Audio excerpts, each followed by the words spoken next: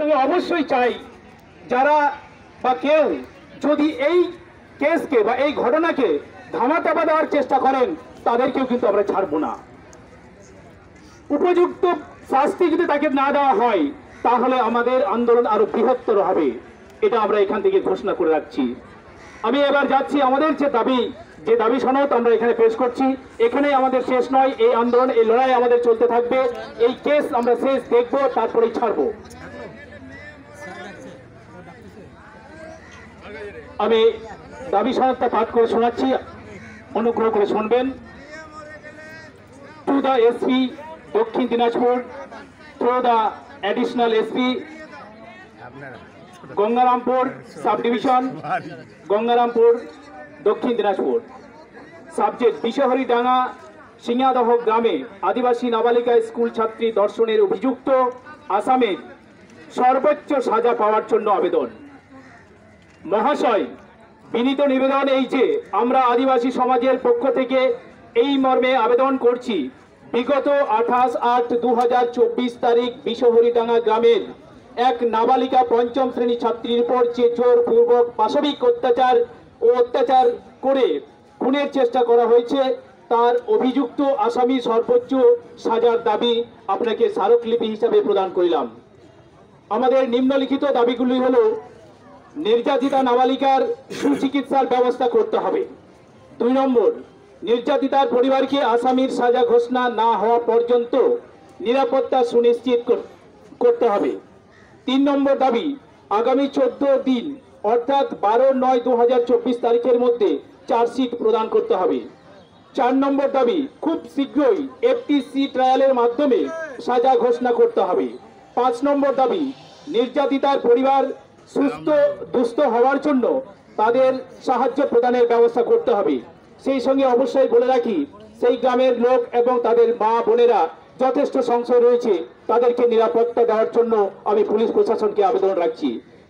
উপরে উল্লেখিত দাবি সহ উপযুক্তভাবে আমরা তার বিচার যদি না পাই, তার যদি সদুত্তর না পাই, তাহলে আমরা এর থেকে আরো বৃহত্তর আন্দোলনে নামবো, এই প্রতিশ্রুতি দিয়ে আমি এই প্রসঙ্গে দু এক কথা বলার জন্য আমাদের স্যার এখানে আছেন, এডিশনাল সাহেব, ওনাকে বলার জন্য অনুরোধ করছি। যদি সামনে না হয় তাহলে আন্দোলন নামবে। সাহেব কি বলছে ওটা তো শোনার ব্যাপার।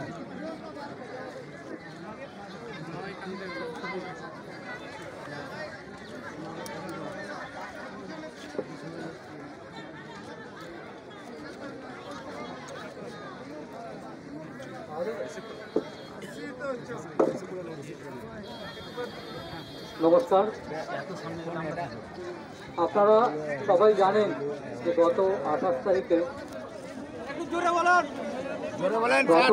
তারিখে রাত্রে একটা দুর্ভাগ্যজনক ঘটনা ঘটেছে।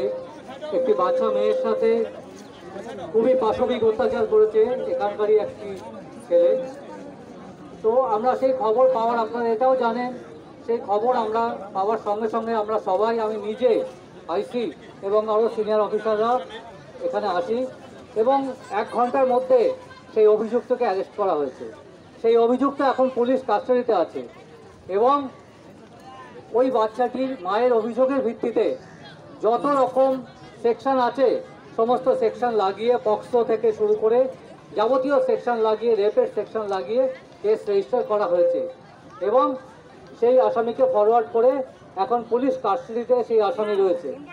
আপনারা এটাও জানেন, ইনভেস্টিগেশন যাতে সঠিকভাবে হয় এবং খুব ভালোভাবে হয়, সেই জন্য ডিএসপি সাহেব, আমাদের এসডিপিও গঙ্গারামপুর, তিনি এই ইনভেস্টিগেটিং অফিসার হয়েছেন এবং আমরা টপ মোস্ট প্রায়োরিটি দিয়ে ইনভেস্টিগেশনটাকে সুপারভাইজ করছি। আপনারা এটাও জানেন, যত রকম সায়েন্টিফিক এভিডেন্স কালেকশনের যে ব্যাপার আছে সেইগুলোকে আমরা নিজেরা থেকে সেইগুলোকে দেখছি, মনিটর করছি। এটার একটাই উদ্দেশ্য, আপনাদের যে দাবিপত্র আছে সেটা আমাদেরও টার্গেট। সেই অনুযায়ী আমরা যাতে সেই যে নির্যাতন করেছে সেই অভিযুক্ত, তার যাতে সর্বোচ্চ সাজা হয়, এটাই আমাদের টার্গেট। এবং শুধু সাজা নয়, অ্যাজ আর্লি অ্যাজ পসিবল, যত দ্রুত সম্ভব আমরা ইনভেস্টিগেশন কমপ্লিট করে এটার ট্রায়ালের ব্যবস্থা করব। ফার্স্ট ট্র্যাক কোর্টে যাতে ট্রায়াল হয় সেই চেষ্টা আমরা করছি এবং সেইটা করে যত দ্রুত সম্ভব এর সর্বোচ্চ সাজার ব্যবস্থা আমরা করার জন্য বদ্ধপরিকর। এই ব্যাপারটা আমি আপনাদের জানাতে চাই। এই যে নির্যাতিতার বাড়ি, আমরা যেদিনকে ঘটনা জেনেছি সেই দিন থেকে পুলিশ পিকেট ওখানে বসেছে এবং এরিয়ার শান্তি শৃঙ্খলা বজায় রাখার জন্য এখানে পুলিশ মোবাইল এবং পুলিশের পেট্রোলিং পার্টি রাখা হয়েছে যাতে আর কোনো অসুবিধা কারণ না হয়। এবং এছাড়াও আপনাদের যাবতীয় যা ব্যাপার আছে আপনারা আমাদের সাথে যোগাযোগ করবেন, যা দাবি আছে, যা আপনাদের বক্তব্য আছে সেটা বলবেন, সেগুলো দেখব এবং এই ইনভেস্টিগেশন যাতে সঠিকভাবে হয় এবং নির্যাতনকারী যে অভিযুক্ত যাতে সাজা পায় তার ব্যবস্থা আমরা করবো, এই জন্য বদ্ধপরিকর। সবাইকে ধন্যবাদ, নমস্কার। এটা ভাষণটা কিসের? কে